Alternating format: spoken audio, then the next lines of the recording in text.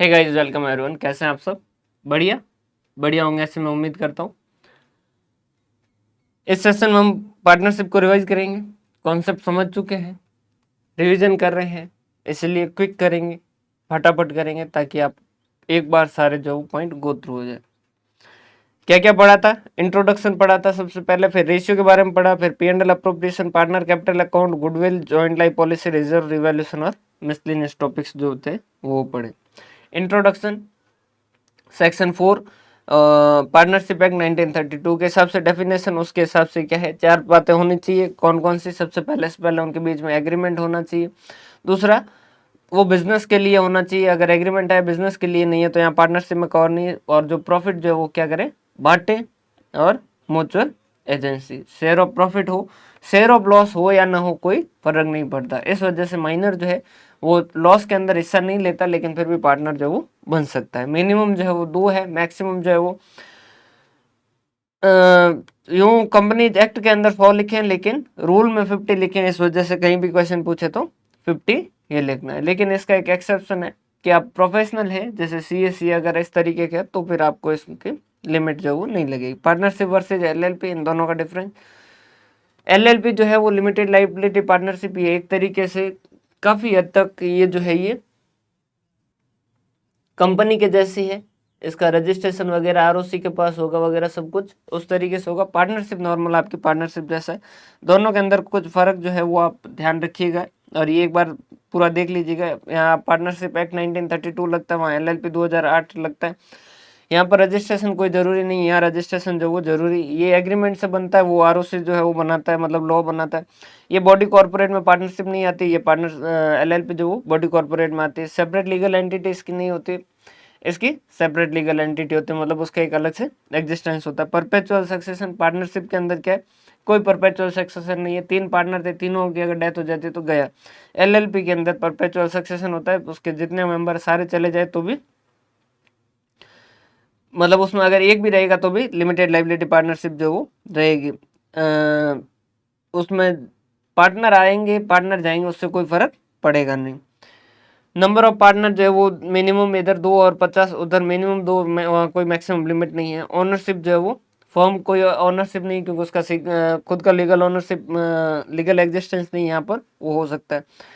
इस तरीके से principal agent relationship, principal agent जो है वो इसके अंदर जो पार्टनर है पार्टनरशिप के अंदर, वो जो है वो क्या है, एक तरीके से एजेंट है फर्म के।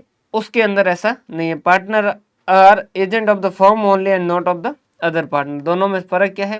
पार्टनरशिप के अंदर वो जो है पार्टनर, वो एजेंट है किसका? फर्म का। और वो एजेंट है किसका? दूसरे पार्टनर का। मतलब जैसे एक स्लीपिंग पार्टनर है और एक जो वर्किंग पार्टनर है, वर्किंग पार्टनर ने अगर कुछ कांड कर दिया तो उसका स्लीपिंग पार्टनर को भी भुगतना पड़ेगा। वहां पर ऐसा नहीं है LLP के अंदर। Rules in the absence of partnership deed, न कोई कुछ भी नहीं मिलेगा, सिर्फ 6% का ब्याज मिलेगा जो पार्टनर ने लोन दिया। ना इंटरेस्ट ऑन कैपिटल, ना इंटरेस्ट ऑन ड्राइंग वगैरह, कुछ भी नहीं। प्रॉफिट शेयरिंग रेशियो इक्वल रहेगा अगर पार्टनरशिप एग्रीमेंट नहीं है तो। इन the absence of agreement interest, वैसे एग्रीमेंट नहीं है तो ना इंटरेस्ट देने की जरूरत है, ना सैलरी देने की जरूरत है। और अगर देंगे, in the absence of agreement the interest and salary payable to partner will be paid only if there is profit. अगर प्रॉफिट नहीं है तो कोई भी नहीं मिलेगा। इंटरेस्ट ऑन कैपिटल, इसमें भी सब्जेक्ट टू क्लॉज है। अगर पार्टनरशिप एग्रीमेंट में कुछ नहीं लिखा है या नहीं बनाया तो उस केस के अंदर इंटरेस्ट ऑन कैपिटल तभी दिया जाएगा जब प्रॉफिट होगा। अगर प्रॉफिट नहीं होगा तो इंटरेस्ट ऑन कैपिटल नहीं देगा। मान लीजिए प्रॉफिट आपका 0 है और इंटरेस्ट ऑन कैपिटल देना बाकी है तो इंटरेस्ट ऑन कैपिटल नहीं मिलेगा। इंटरेस्ट ऑन ड्राइंग मंथ के शुरुआत के अंदर करते हैं तो amount withdrawn every month multiply by rate into 6.5। अगर मिड में है 6 और एंड में है तो 5.5। और अगर क्वार्टर के शुरुआत के अंदर है 7.5, क्वार्टर के मिड में है 6, क्वार्टर के एंड में तो 4.5। कारण सारे हम समझ चुके हैं। रेशियो, रेशियो के अपन ने ये 5-6 क्वेश्चन किए थे और उसके हिसाब से आपको पता होगा। अभी जो है इसको एक बार, अगर किसी को डाउट है तो आप डिटेल वाले देख लीजिएगा। बाकी मेरे हिसाब से रेशियो में किसी को दिक्कत होगी नहीं। P&L appropriation, P&L appropriation, P&L adjustment, दोनों के अंदर फर्क है। P&L एडजस्टमेंट जो है वो कब बनता है और P&L अप्रोप्रिएशन कब बनता है। P&L एडजस्टमेंट जो है वो पुराने कुछ गलतियां है और उसे हम अगर करेक्ट करना चाहते हैं तो उसके लिए P&L एडजस्टमेंट बनाते हैं। P&L अप्रोप्रिएशन क्या, अप्रोप्रिएशन वर्ड का मतलब है बंटवारा। हम प्रॉफिट कमा चुके हैं, वो पार्टनर में बांटने के लिए जो अकाउंट बनाते हैं वो क्या है, P&L अप्रोप्रिएशन। फॉर्मेट बता दिया था।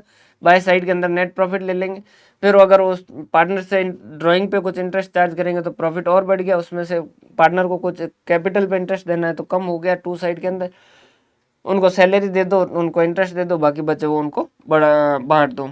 गारंटी बाय गारंटी दे देते कोई फर्म की, अगर गारंटी दे रही है फर्म तो उस केस के अंदर क्या कीजिएगा, पहले ये देखिएगा कि जिस पार्टनर को गारंटी दी है उसका हिस्सा कितना आ रहा है। अगर उसका हिस्सा जितनी गारंटी दी है उससे ज़्यादा ही आ रहा है तब तो कोई चिंता वाली बात नहीं। अगर उसका हिस्सा कम आ रहा है तो उस केस के अंदर क्या करोगे, उसका जितना हिस्सा पहले उसको दे दो, बाकी जो बचा वो बाकी पार्टनर को दे दो।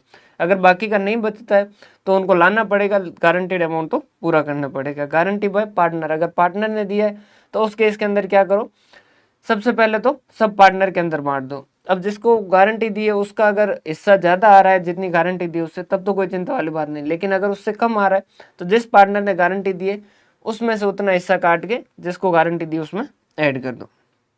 पार्टनर कैपिटल अकाउंट दो तरीके हैं, fixed capital method, fluctuating capital method. Fixed के अंदर क्या होगा, कैपिटल अकाउंट जो उसके अंदर बैलेंस फिक्स रहेगा।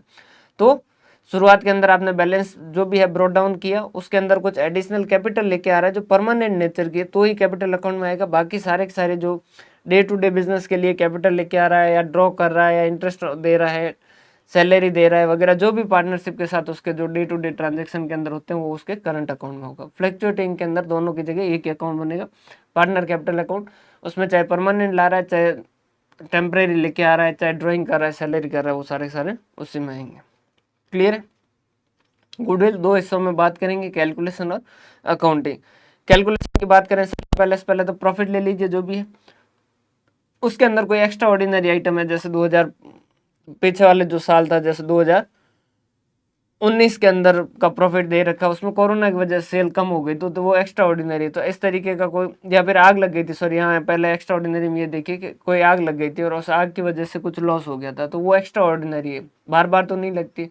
तो ऐसा कुछ अगर लेस हो रखा है एक्स्ट्रा ऑर्डिनरी तो उसको वापस ऐड कर दो, और ऐसा कुछ ऐड हो रखा है तो उसको वापस हटा दो। मतलब पहले तो उनको हटा दो, फिर उसके बाद में नॉन ट्रेड इन्वेस्टमेंट। हमारे पास पैसा पड़ा था, हमने क्या कर दी, किसी कंपनी के शेयर खरीद लिए। अब हमारा काम है फर्नीचर बेचने का, लेकिन हमने क्या किया, रिलायंस के शेयर खरीद लिए। अब रिलायंस के शेयर पे जो मुनाफा आता है उसमें हमारी गुडविल का कोई रोल है क्या, नहीं। तो हम क्या करेंगे, ऐसी नॉन ट्रेड इन्वेस्टमेंट जो मतलब हमारे बिजनेस के अंदर इन्वेस्ट नहीं करके हमने कहीं और इन्वेस्ट किया और वहां से अगर कोई इनकम आ रही तो इनकम भी हटा देंगे और वो नॉन ट्रेड इन्वेस्टमेंट असेट में से भी हटा देंगे।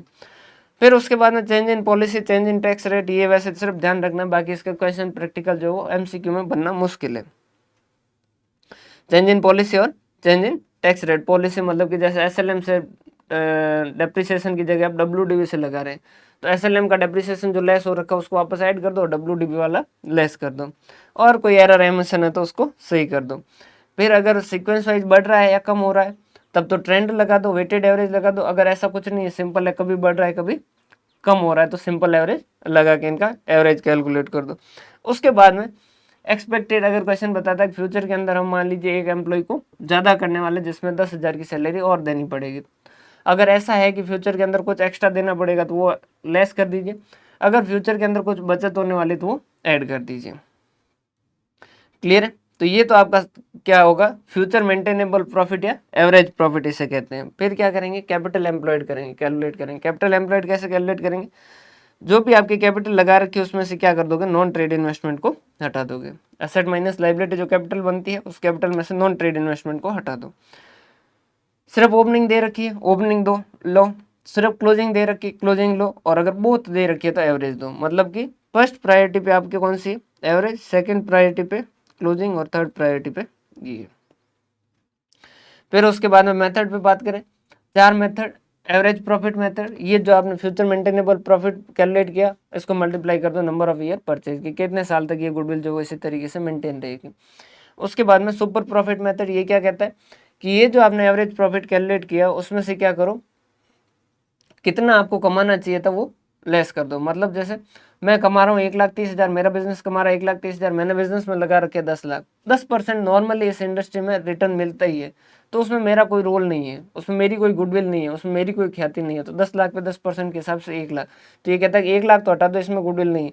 आप 1,30 कमा रहे हो तो एक्स्ट्रा जो 30,000 है ये आपका सुपर प्रॉफिट है, सिर्फ यही गुडविल के लिए कैलकुलेट करो। तो सुपर प्रॉफिट इंटू क्या कर दो, number of year purchase. Super profit क्या होगा, एक्चुअल प्रॉफिट माइनस जो कैपिटल एम्प्लॉयड है into normal rate of return के उस पर कितना मिलता है। क्लियर है। उसके बाद में कैपिटल एम्प्लॉयड मेथड, ये थोड़ा सा अलग तरीके से कहता है। ये कहता है कि कितनी कैपिटल लगी होनी चाहिए और कितनी कैपिटल लगी है। हमने कहा कितनी लगी होनी चाहिए, तो उन्होंने कहा आप कमाते कितने, हमने कहा कि भाई हम 1,30,000 कमाते हैं। तो उन्होंने कहा कि नॉर्मली इस इंडस्ट्री में कितना कमाते हैं, हमने बताया कि 10% नॉर्मल इसमें कमाते हैं। तो उन्होंने पूछा कि तो इसके हिसाब से गुडविल सॉरी कैपिटल कितनी लगी होनी चाहिए आपके बिजनेस में, हमने कहा कितनी लगी होनी चाहिए, तो उन्होंने कहा 10 कमाने के लिए 100 लगी होनी चाहिए, तो 1,30,000 कमाने के लिए आपके 13 लाख लगे होने चाहिए। हमने कहा कहाँ बात सही है। उन्होंने पूछा एक्चुअल में कितनी लगा रखी है, हमने कहा एक्चुअल में तो 10 लाख लगा रखी है। तो उन्होंने कहा 10 लाख नहीं, आपने लगा रखी है 13 लाख, 10 लाख कैपिटल लगा रखी, 3 लाख गुडविल क्रिएट कर दी, इस वजह से कैपिटल नहीं लगानी पड़ रही, तो वो आपकी गुडविल हो जाएगी। कैसे कैलकुलेट करोगे, जो आपका actual profit divided by normal rate of return minus जो आपके एक्चुअल कैपिटल एम्प्लॉयड है वो लेस कर दो। एन्युटी मेथड क्या कहता है, सुपर प्रॉफिट इनटू उसको क्या करोगे, प्रेजेंट वैल्यू एन्युटी फैक्टर से मल्टीप्लाई करोगे। ये कहता है कि भाई सुपर प्रॉफिट आने वाले सालों में कमाओगे ना, तो इसको सीधा नंबर जैसे 4 साल है, 4 साल से क्यों मल्टीप्लाई करते हो, उसकी प्रेजेंट वैल्यू एन्युटी फैक्टर से मल्टीप्लाई करो। चिंता करने की जरूरत नहीं है, टाइम वैल्यू ऑफ मनी पढ़ रखा है तब तो आपका प्रेजेंट वैल्यू एन्युटी फैक्टर पता होगा, नहीं पढ़ रखा है तो सिर्फ पार्टनरशिप के लिए चिंता करने की जरूरत नहीं, क्योंकि क्वेश्चन आपको ये वैल्यू देगा। अकाउंटिंग ऑफ गुडविल, बिल्कुल सिंपल सा समझा था हमने कि गुडविल जो है वो बुक के अंदर तो लिखी नहीं है, अगर बुक के अंदर लिखी है तो उसको पहले ही राइट ऑफ कर दो, वो तो बात खत्म हो गई। बुक के अंदर लिखी हुई नहीं मानते नहीं होगी, और अगर लिखी है तो उससे पहले जो ओल्ड पार्टनर है उनके पुराने प्रॉफिट शेयरिंग रेशियो में बांट के खत्म कर दीजिए। अब फिर उसके बाद में गुडविल का ट्रीटमेंट होगा कब, जब कोई नया पार्टनर आएगा, जब कोई पार्टनर जाएगा, किसी की डेथ हो जाएगी, या प्रॉफिट शेयरिंग रेशियो चेंज करोगे। तो अल्टीमेटली कहने का मतलब ये, जब भी प्रॉफिट शेयरिंग रेशियो चेंज होगा तब गुडविल का एडजस्टमेंट होगा। क्यों, क्योंकि गुडविल आज तो बढ़ नहीं रही है, बढ़ेगी कब, जिस दिन पार्टनरशिप बंद होगी उस दिन, या फिर जिस दिन हम गुडविल बेचेंगे या पार्टनरशिप बेचेंगे। तो अगर प्रॉफिट शेयरिंग रेशियो चेंज होगा तो उस वक्त जो प्रॉफिट शेयरिंग रेशियो होगा उसके हिसाब से गुडविल में हिस्सा मिलेगा। तो प्रॉफिट शेयरिंग रेशियो जब भी चेंज होगा, जो कब कब हो सकता है, एडमिशन पे होता है, रिटायरमेंट पे होता है, डेथ पे होता है, या फिर आप वो म्यूचुअली एग्री कर दे कि भाई हम प्रॉफिट शेयरिंग रेशियो चेंज करते हैं, तो उस केस के अंदर हमें अकाउंटिंग एंट्री करनी पड़ेगी। क्लियर। अकाउंटिंग एंट्री करेंगे क्या, गुडविल जो बुक के अंदर है नहीं, तो हम क्या करेंगे, पहले गुडविल को कैलकुलेट करेंगे कितनी गुडविल है, फिर क्या करेंगे, ओल्ड पार्टनर ओल्ड रेशियो में बांटेंगे, फिर न्यू पार्टनर न्यू रेशियो में बांटेंगे, फिर देखेंगे जिसका गुडविल में हिस्सा बढ़ रहा है, जिसका गुडविल में हिस्सा बढ़ रहा है। अब गुडविल का एक्चुअल तो अकाउंट है नहीं, लेकिन गुडविल में हिस्सा बढ़ रहा है, तो उसको कंपनसेट कैसे करेंगे, उसके कैपिटल को कम कर देंगे।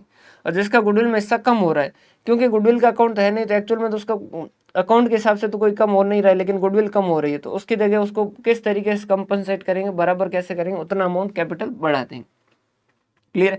सिंपल सा तरीका, चाहे एडमिशन है, चाहे रिटायरमेंट है, चाहे प्रॉफिट शेयरिंग रेशियो, कुछ भी है, सिंपल सा तरीका, old partner old ratio, new partner new ratio. जिसका गुडविल में हिस्सा बढ़ा उसकी कैपिटल अकाउंट कर दी कम, जिसका गुडविल में हिस्सा कम हो रहा है उसकी कैपिटल अकाउंट बढ़ा दी। क्लियर है। रिजर्व, रिजर्व का भी इसी तरीके से दो ट्रीटमेंट, दोनों में से जो आप चाहे वो या जो क्वेश्चन बताए उसके हिसाब से। पहला तरीका क्या, आप क्या कर दीजिए, अपन ने क्या कहा था कि मेहमान आए उससे पहले खाना खा लो, मतलब कि जो रिजर्व आपके बुक के अंदर है वो किसका है, जो आज तक जिन पार्टनर ने कमाया उनका है, तो उनको क्या कर दो, ओल्ड पार्टनर ओल्ड रेशियो में बांट के रिजर्व को अपने बुक से खत्म कर दो, झंझट ही खत्म।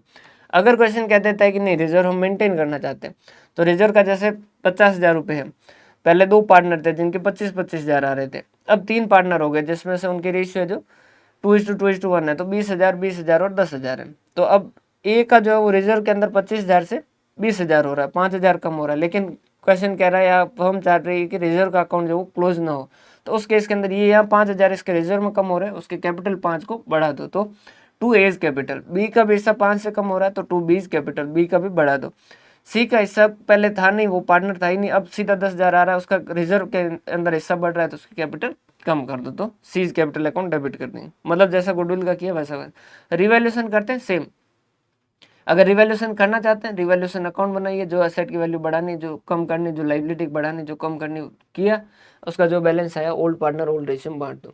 वो कहते हैं कि नहीं हम साहब हमें एसेट की वैल्यू चेंज नहीं करनी, तो आप उसकी जगह क्या कर दीजिए, मेमोरेंडम रिवैल्यूएशन अकाउंट बनाइए। मेमोरेंडम वर्ड लिखा है, इसका मतलब क्या है, ये डबल एंट्री सिस्टम को फॉलो करता हुआ अकाउंट नहीं, ये एक तरीके से रफ अकाउंट है।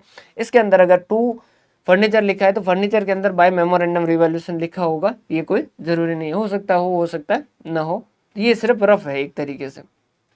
मेमोरेंडम रिवैल्यूएशन अकाउंट बनाए, उसका जो भी बैलेंस आया उसका ट्रीटमेंट गुडविल के जैसे कर दो, old partner old ratio, new partner new ratio. अगर किसी का हिस्सा बढ़ रहा है कैपिटल कम कर दो, किसी का हिस्सा कम हो रहा है कैपिटल बढ़ा दो। क्लियर है। जॉइंट लाइफ पॉलिसी दो तरीके से अकाउंटिंग होती है, एज एन एक्सपेंस और एज एन एसेट। अगर एज एन एक्सपेंस हो रही है, इसका मतलब क्या करता है, जेएलपी का जब भी प्रीमियम देते हैं तो JLP premium account debit to cash करते हैं और फिर पी&एल टू जेएलपी प्रीमियम करके राइट ऑफ करते हैं। अगर आप इसकी बजाय एज एसेट रखते हैं तो उस केस के अंदर JLP premium account debit to cash करते हैं, फिर उसको राइट ऑफ नहीं करते हैं। तो उससे क्या होगा, पहले वाले केस में एज एक्सपेंस है तो बैलेंस शीट में कुछ बचेगा नहीं, कुछ दिखेगा नहीं, दूसरे में बैलेंस शीट में कुछ दिखेगा। फर्क क्या पड़ेगा, फर्क ये पड़ेगा कि जब पैसा आएगा, पैसा क्या आएगा, सरेंडर वैल्यू आएगा या अग्रीड वैल्यू आएगी, ये डिपेंड करता है कि किसी की डेथ हुई है या हम पॉलिसी सरेंडर कर रहे हैं। अगर सरेंडर कर रहे हैं तो उस केस के अंदर जो सरेंडर वैल्यू हमें मिल रही है या डेथ के केस में जो अग्रीड वैल्यू मिल रही है, वो जो भी आएगा कैश अकाउंट डेबिट टू। अगर जेएलपी आपकी बुक के अंदर एसेट है तब तो उसको राइट ऑफ कीजिए, अगर है ही नहीं तो कुछ करना ही नहीं है, पूरा का पूरा पार्टनर कैपिटल में चला जाएगा। और अगर है तो वो जेएलपी का जो भी अमाउंट अकाउंट है उसको वहाँ क्लोज कर दीजिए, बाकी जो बचेगा वो पार्टनर कैपिटल अकाउंट में चला जाएगा। तो अल्टीमेटली क्या हो जाएगा, कैश जितना भी मिलेगा जब भी जेएलपी सरेंडर कर रहे हैं अग्री, जितना कैश मिलेगा टू जेएलपी जितना बुक के अंदर लिखा है। अगर एज एन एक्सपेंस एंट्री की है तब तो कुछ लिखा ही नहीं होगा, और अगर लिखा है एज एन एसेट लिखा है तो बुक के अंदर शो होगा, और बाकी जो बचेगा वो टू पार्टनर कैपिटल अकाउंट के अंदर। कहाँ कहाँ जरूरत होती है ये हमने बात की। डेथ ऑफ पार्टनर, डेथ हो जाती है तो उस केस के अंदर क्या होता है, जब डेथ होती है तो डेथ और रिटायरमेंट फर्क ये कि रिटायरमेंट जो प्री प्लान होता है तो आप कह सकते हैं भाई 31 मार्च तक रुक जाओ, 31 मार्च को अपन क्या करेंगे हिसाब करके आप निकल लेना। डेथ के अंदर ऐसा नहीं है, वो कभी भी निकल सकते हैं। तो उस केस के अंदर क्या होगा, जिस दिन डेथ हुई उस दिन से लेकर 31 मार्च को, या जब भी आप अकाउंट बना रहे हैं नॉर्मली 31 मार्च को बना रहे हैं, तो 31 मार्च तक का आपके पास क्या होगा, एक तरीके से आपको पता नहीं है, उसका प्रॉफिट कैलकुलेट करना आपके लिए मुश्किल है। तो जो डेथ हुई है जिस पार्टनर की, उसके जो लीगल रिप्रेजेंटेटिव है उनके पास दो ऑप्शन दिए गए, आप ये सिर्फ ध्यान रखिएगा। दो ऑप्शन क्या क्या दिए गए कि आप चाहें तो क्या कर दे, 6% इंटरेस्ट ऑन कैपिटल ले लें, जिस दिन डेथ हुई उस दिन कैपिटल कैलकुलेट कीजिए और उस पर 6% के हिसाब से ब्याज ले लीजिए जब तक आपका प्रॉफिट का आपके जो अमाउंट है उसका सेटलमेंट नहीं हो जाता तब तक का। या फिर आप चाहें तो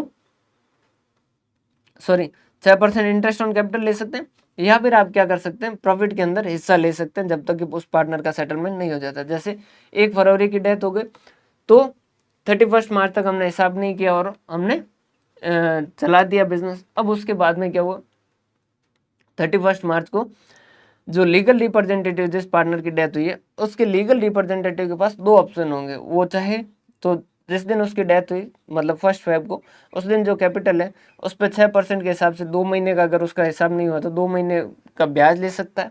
या फिर वो क्या कर सकता है, 1 फरवरी को जिस दिन डेथ हुई उस दिन का जो कैपिटल बैलेंस है उसके प्रपोर्शन में वो प्रॉफिट में हिस्सा मांग सकता है, कि जितना प्रॉफिट हुआ इन 2 महीने के अंदर, उस 2 महीने के अंदर वो क्या करेगा, प्रॉफिट के अंदर हिस्सा मांगेगा, लेकिन प्रॉफिट शेयरिंग रेशियो पे नहीं, कैपिटल रेशियो पे मांगेगा। ये चीज ध्यान रखना।